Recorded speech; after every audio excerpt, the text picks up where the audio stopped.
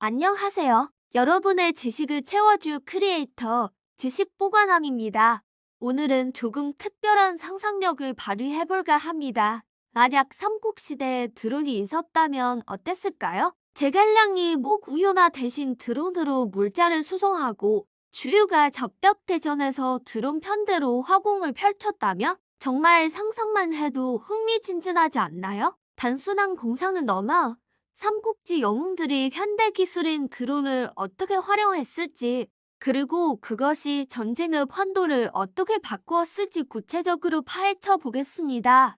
이 기발한 상상이 역사의 흐름을 어떻게 뒤흔들었을지 지금부터 함께 따라와 보시죠. 자, 먼저 드론 기술의 핵심부터 짚어봐야겠죠. 드론은 단순히 하늘을 나는 장난감이 아닙니다. 정찰, 공격, 수송, 통신 중계까지 현대전의 양상을 완전히 바꿔놓은 게임 체인저죠. 이 엄청난 기술을 삼국시대 영웅들의 손에 쥐어준다고 상상해보세요. 가장 먼저 이 기술의 잠재력을 꿰뚫어 볼 인물은 누구일까요? 네, 바로 제갈량입니다. 그는 당대 최고의 발명가이자 전략가였죠. 모구유마를 만들어 험준한 산길로 군량을 운반했던 그의 창의력이라면 드론의 원리를 파악하고 제작하는 건 시간 문제였을 겁니다. 아마 제갈량은 드론을 단순한 정찰기로만 쓰지 않았을 겁니다. 그는 드론을 하늘을 나는 제갈로로 만들었을지도 모릅니다. 제갈로는 한 번에 여러 발의 화살을 쏘는 강력한 무기였죠. 여기에 드론의 기동성과 응격 조종 기술이 더해진다면 어떨까요? 성벽 위에서 혹은 숲속에 숨어서 적진 상공으로 드론을 날려보내 화살비를 퍼붓는 겁니다. 적들은 어디서 날아오는지도 모르는 공격에 속수무책으로 당할 수밖에 없겠죠. 마치 현대의 공격 드론처럼 제갈량의 드론 부대는 적에게 공포 그 자체가 되었을 겁니다. 수송 분야에서의 활약도 빼놓을 수 없습니다. 제갈량의 북벌이 번번이 실패했던 가장 큰 이유 중 하나가 바로 보급 문제였습니다. 험준한 잔도를 통해 식량과 무기를 옮기는 것은 엄청난 인력과 시간을 소모하는 일이었죠. 하지만 대형 수송 드론이 있다면 이야기는 달라집니다. 수백, 수천 대의 드론이 밤낮없이 촉과 최전선을 오가며 군수 물자를 실어 나르는 모습을 상상해보세요. 병사들은 더 이상 굶주림에 지치지 않고 항상 최상의 전투력을 유지할 수 있었을 겁니다. 보급로 차단이라는 전략 자체가 무의미해지는 거죠. 제갈량의 오랜 수건이었던 북벌이 성공으로 이어졌을 가능성이 훨씬 높아집니다. 통신, 혁명도 일어났을 겁니다. 당시에는 동화나 파발을 이용해 소식을 전했기 때문에 정보 전달에 며칠씩 걸리는 게 보통이었죠.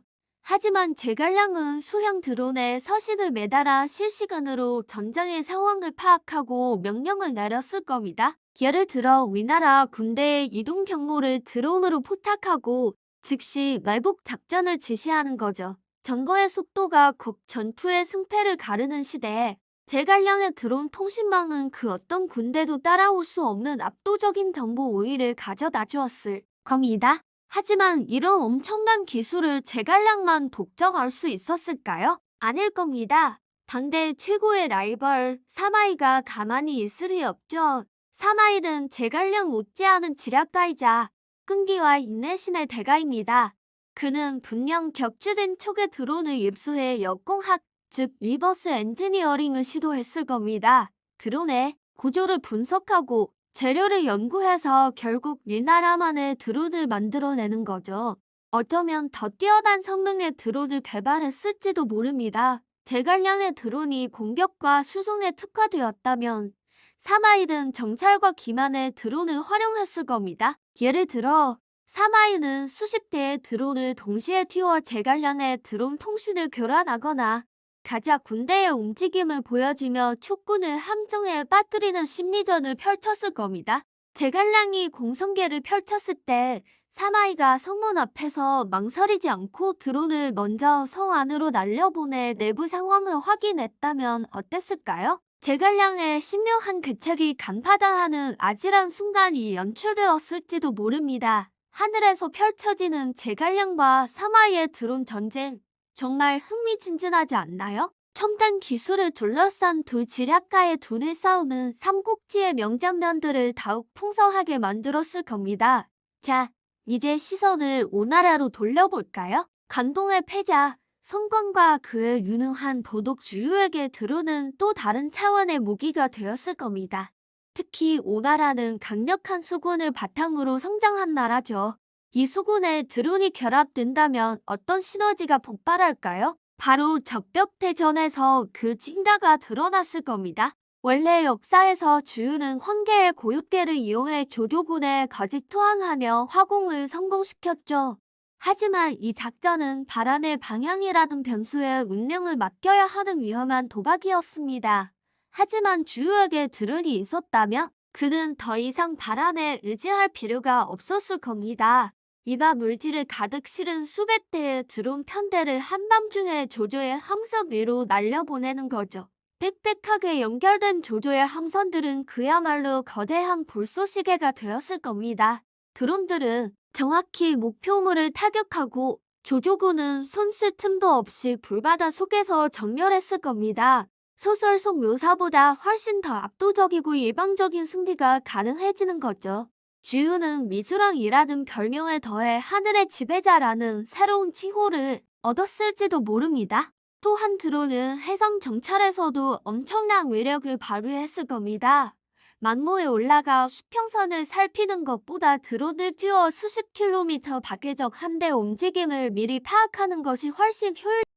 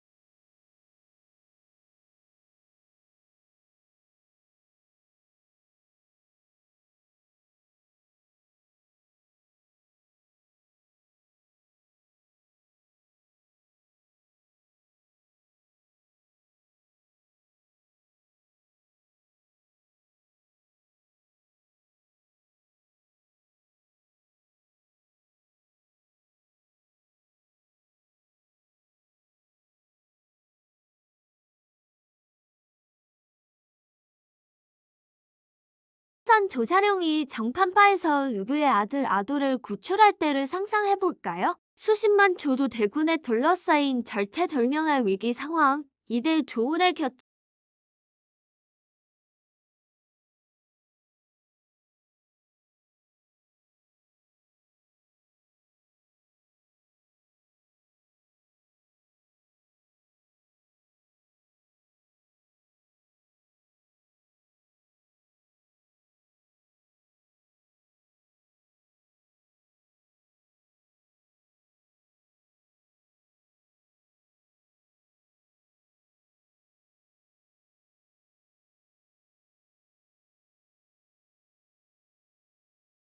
그림자가 있듯 드론의 등장은 새로운 문제점들도 나왔을 겁니다.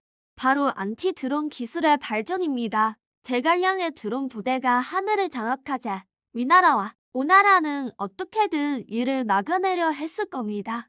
가장 원시적인 방법은 활이나 실매를 이용해 드론을 격추하는 것이겠죠. 하지만 빠르게 움직이는 작은 드론을 맞추기란 쉽지 않았을 겁니다. 그래서 더 발전된 형태의 대응책이 등장했을 겁니다.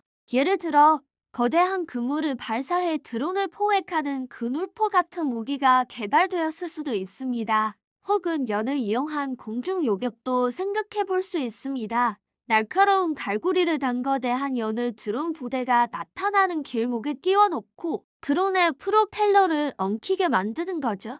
더 나아가 사마엘 같은 인물이라면 드론의 조종 주파수를 교란하는 전파 방해 기술의 초기 형태를 연구했을지도 모릅니다. 쑥이나 특정 광물을 태워 발생하는 연기로 전파를 교란한다는 시기, 당시 기술 수준에 맞는 기발한 아이디어가 동원되었을 겁니다. 드론이라는 창이 등장하자 이를 막기 위한 방패 기술이 연이어 개발되는 기술 경쟁의 시대가 열렸을 겁니다. 이처럼 드론이라는 변수는 삼국지의 역사를 송두리째 바꿔놓을 수 있는 강력한 힘을 가졌습니다. 제갈량의 북벌 성공, 적벽 대전의 양성 번화, 그리고 새로운 형태의 첩보전과 방어 기술의 등장까지 우리가 알던 삼국지와는 전혀 다른 새로운 이야기가 펼쳐졌을 겁니다.